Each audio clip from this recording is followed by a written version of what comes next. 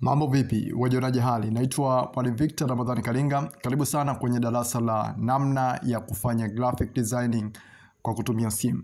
Siku ya leo tunakwenda kuendelea na somo ambalo tulilianza katika video iliyopita. Kwa maana ya siku ya leo tunakwenda kuangalia namna ya kubuni jalada la upande wa nyuma wa kitabu. Tutakuja kutamatisha na somo la jalada lote kwa ujumla la kitabu. Tunakwenda kipengele kwa kipengele ili uweze kuelewa vizuri, na tukitamatisha ili uweze kuunganisha vizuri. Hivyo ndivyo ambavyo tunaweza kuwa bora, hivyo ndivyo ambavyo tunaweza kuwa thabiti.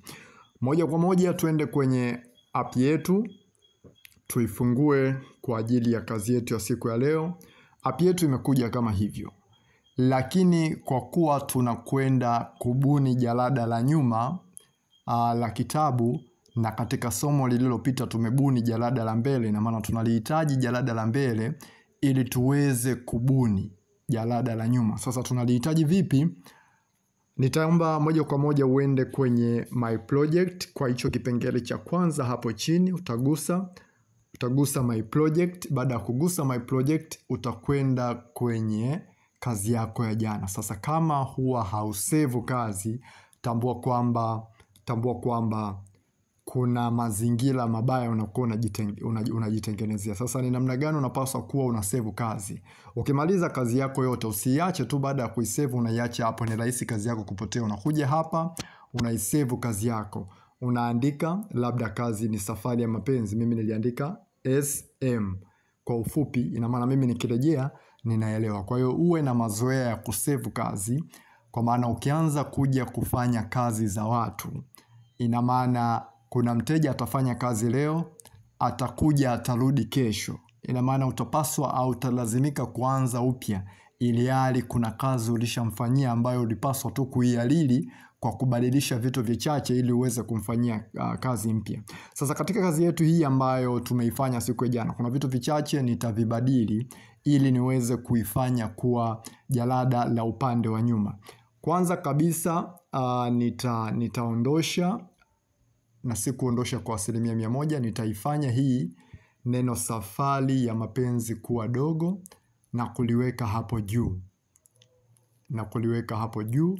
Safari ya mapenzi nitaliweka hapo juu. Baada ya kuweka hapo juu, nitaigusa picha yangu, kwa maana hapa kila kitu kimejaa, kwa siwezi kuigusa picha. Kwa nitagusa kwenye layers, kisha nitaigusa picha ili niweze kuifikia. Baada ya kuigusa picha yangu, hii picha nitaipunguza muonekano wake, kwa maana nitaipunguza isionekane kwa wingi. Sawa. Nitaipunguza mpaka hatua hiyo ambapo hapo ukiangalia ni kama imebaki pointi 16 hivi kama sikosei. Yes, ni 16%. Kwa nitaweka tiki, nitatoa jina la mwandishi, kwa sababu kwa upande wa nyuma mwandishi jina lake sio la muhimu sana, kwa sababu upande wa nyuma tunakuja kuweka picha yake. Sasa baada ya kufanya hivi, inabidi nije niweke maneno ambayo yatakaa hapo upande wa nyuma. Maneno ninayapata wapi? Nitachukua maneno yoyote ambayo yapo kwenye app yangu ambayo ninaitumia kuchapa kazi mbalimbali au vitabu mbalimbali. Kwa hiyo nitachukua maneno takribani tuondoshe hayo. Maneno takribani 200 hivi. Labda nichukue maneno hayo ambayo ni uchambuzi wa kitabu. Hapa nina maneno 894. Labda nichukue maneno, ngoja nitoe haya maneno ya chini yote ili nijue ninabakiwa na maneno mangapi. Ninaondosha hayo maneno yote, kisha ninabakiwa na maneno takribani 88 tu. Maneno 88 yakikaa pale nyuma yanaweza yakanitosha. Maneno 88 yakikaa katika upande wa nyuma yananitosha. Kwa nitakuja hapo, nitaiweka sawa. Kuna changamoto kidogo katika app, ukitoka na yenyewe inafanya vitu kuwa vidogo. Kwa nitalikava nilipoishia mara ya mwisho ili kuondosha hiyo changamoto ambayo ilikuwepo. Nitaondoa neno hilo, kisha nitaweka maandishi yangu mapya ambayo ninataka yakae hapo. Ya save. Sawa sawa.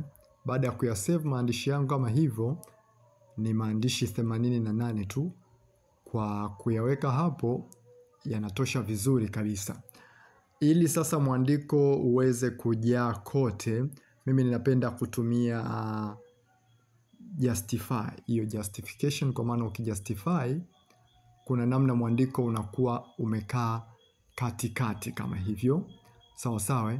Kwa hiyo labda ukiuongeza unaweza ukakaa hivyo, lakini weka katikati ambapo haitaacha nafasi kubwa sana. Haitaachana nafasi kubwa sana kama hivyo. Nitaweka kama hivyo. Baada ya kuweka kama hivyo, nitakuja tena kutafuta picha ya mwandishi aliandika hiki kitabu. Picha ya mwandishi ninakwenda kuichukua hapa. Picha ya mwandishi nitaweka picha yoyote tu ya mtu ambaye atakuwa amekaa straight. Labda tuitumie kwa leo, tuitumie picha ya Eric Mandala. Sawa sawa.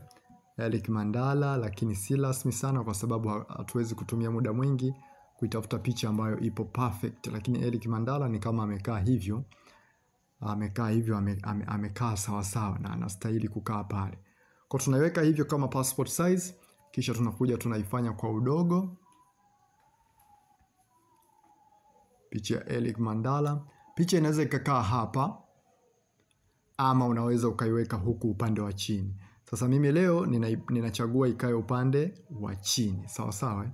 Maandishi yangu ninayapunguza kidogo. Ninayapunguza ukubwa, naona kidogo hapo. Ninayapunguza ukubwa kidogo. Naona kidogo handling yake inaleta changamoto. Kwa nitayapunguza manually. Sawa sawa. Nitayapunguza kwa namna hiyo, lakini naona upunguzaji wa mwingine unavuruga mwandiko. Sawa sawa. Kwa nitaweka hivyo maneno yakae katikati, nitayapangilia yakae katikati kama hivyo. Alafu baada ya hapo nitakuja kuongeza maneno mengine. Labda niazime tu maneno haya. Kwa maana hicho kipengele huwa ni pahala ambapo unaweka maneno yanayomhusu mwandishi kwenye hiyo picha, au karibu na hiyo picha huwa tunaweka maneno yanayomhusu mwandishi mwenyewe. Naomba nitoe hiki kipengele hapa kwenye yale maneno 88, tubaki na maneno kama 50 hivi. Naomba nijiridhishe ili nisikulishe matango poli. Nikitoa hii aya ya chini, maneno yanabaki mangapi? Maneno yaliyobaki ni takriban 61. Kwa hiyo ni maneno 61 ndio yamebaki hapo na ndio yamekaa hapo. Sawa sawa. Maneno haya ya upande wa juu yenyewe huwa yanakuwa ni kwa ajili ya kuelezea kwa ufupi kile ambacho kimeandikwa kwenye kitabu. Huwa yana jina lake, kwa siku ya leo nimesahau. Lakini huwa yana jina lake maalum kabisa, kwamba haya maneno yanaitwa hivi na hivi. Nitabalance hapo. Kuna kitu najaribu kukikwepa.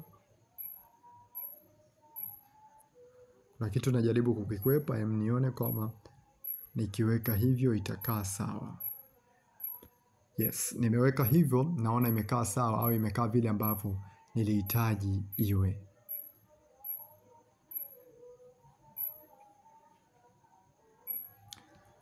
Nitaiweka hivyo, alafu kama nilivyosema nitaondosha hii aya ya pili, alafu baadaye nitakuja nitaiweka aya ya pili, nitaiweka hapo, kwa sababu hapa nataka nimpandishe huyu ambaye atasimama leo kama mwandishi wetu, akae hapo upande wa chini. Kwa maneno takriban haya 27 hivi nitayaweka hapa upande wa chini kwenye picha ya Eric Mandala. Sawa sawa. Picha ya Eric Mandala itakaa hapo, na haya maandishi nitayasogeza yakae sawa. Kama una macho ambayo hayawezi kukadiria vipimo vizuri, kuna njia hii nitakufundisha ambayo ni nzuri zaidi, ili kuweza kuona kama umenyosha au hujanyosha. Kuna hiyo graph hapo, unaigusa hiyo kama vyumba, alafu baada ya kugusa una seti hapo. Kama unahitaji mistari hiyo iliyosimama unagusa. Kwa maana mimi nahitaji mstari ni uweke hapa ili nipime kama maandishi yangu yapo sawa. Nitaongeza mstari mwingine na kuweka huku napo pia ili nipime kuona kama maneno yapo sawa. Picha naona kote kupo sawa. Sawa. Kwa nitaitoa na kuiacha hivyo. Kwa nimepata maandishi ambayo yapo katika nafasi ya picha, yametosha nafasi ya picha. Maandishi mara nyingi hayo kunaweza kukawa na kichwa cha habari hapo, kwa maana ya hapo kabla ya neno mhamasishaji, hapo katikati panaweza pakawepo na neno labda kuhusu mwandishi. Sawa. Kwa hiyo aya inakuwa inamuelezea mwandishi kwa upana. Yeye ni nani, ana elimu gani na vitu vingine vingi ambavyo vinafanania na hivyo. Vitu vingine ambavyo vinaweza vikafuata hapo chini, labda namna ya kumpata mwandishi, namba zake za simu, linki kwenye mitandao ya kijamii. Ngoja tujaribu kuona namna gani tunapata linki za mitandao yake ya kijamii. Kuweka hapo linki za mitandao ya kijamii kwa ajili ya kuweka hapo linki za mitandao ya kijamii kwa ajili ya kuweka hapo. Nitakwenda kwenye Elizas, kwa maana hizi ni picha ambazo nilifuta background, kwa hiyo inakuwa ni rahisi.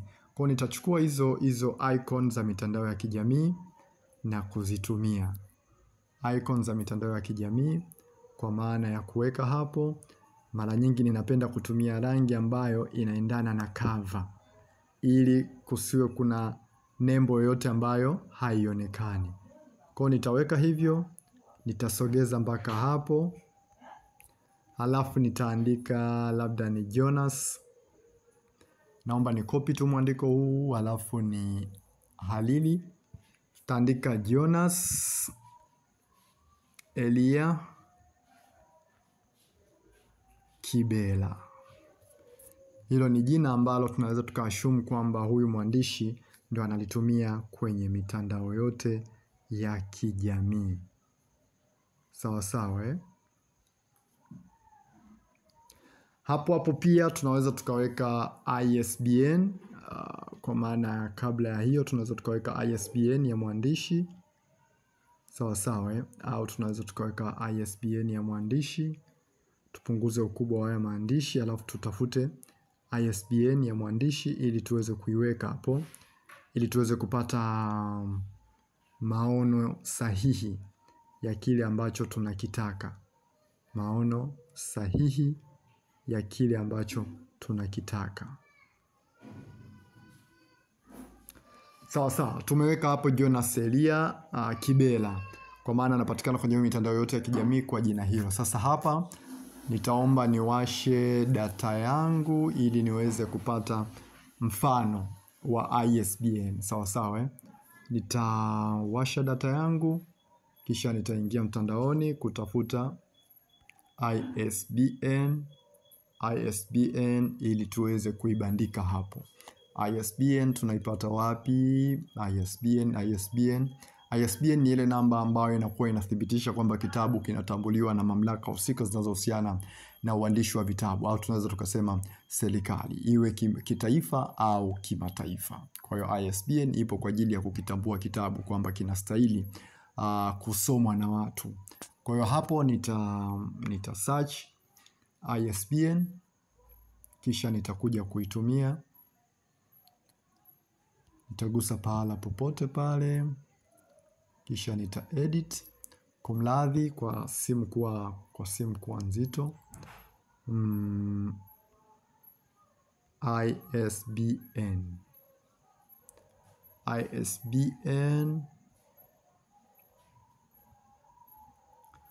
ISBN Pix, kumradhi. ISBN Pix. Naam, tumepata mifano mbalimbali hapo ya ISBN. Tutaona namna ya kudownload mojawapo ili tufae kwenye kile ambacho tunakifanya. Labda ni download hii hapa ISBN hii hapa. Naona haipo complicated sana. ISBN nitaichukua hii, nitaidownload hii kisha nitaiweka pale kwenye kitabu cha Bwana Jonas. Faili langu linaonekana kama nimedownload, nitairudia kwa uhakika zaidi. Sawa. Baada hapo nitarejea kwenye kazi yangu. Kama kawaida ya app yetu, bado ni app changa, kwa hiyo imekuwa ina vurugu. Sawa sawa. Kwa hiyo recover autosave. Imejirudisha pale ambapo nilikuwa sijapahitaji, kisha nitaweka hapo. Sawa sawa. Nitapunguza ukubwa wa hizi icons. Nitashusha mpaka hapo. Nitasogeza. Nitakwenda kwenye gallery yangu niweze kuchukua ISBN. Afadhali ziliingia zote mbili. ISBN ninakuja ninaishusha hapa. Sawa sawa. ISBN yetu inakaa hapo. Tukiweka hapa ina maana ISBN yetu imekaa katikati. Nitasogeza tu hayo maandishi kwa juu kwa sababu kuna gap hapo ambapo kuna kitu nilisema unaweza ukaandika. Kwa sasa sio muhimu sana. Mpaka kufikia hapo jalada letu kwa upande wa nyuma linakuwa limekamilika.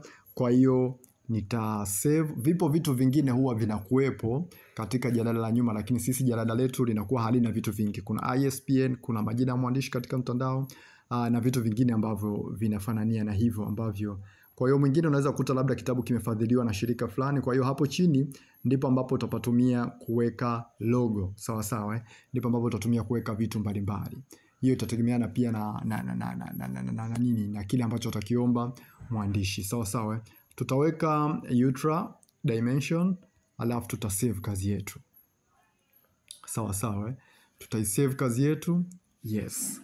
Lakini pia nitaisave kazi yetu ili kesho niweze kuikuta kwa sababu bado ninaihitaji. Kwa hiyo Safari ya Mapenzi 2 nitaiweka hapo. Baada ya hapo nitatoka kwenye app yangu, na huo ndio unakuwa mwisho wa darasa letu siku ya leo. Asante kwa kufuatilia.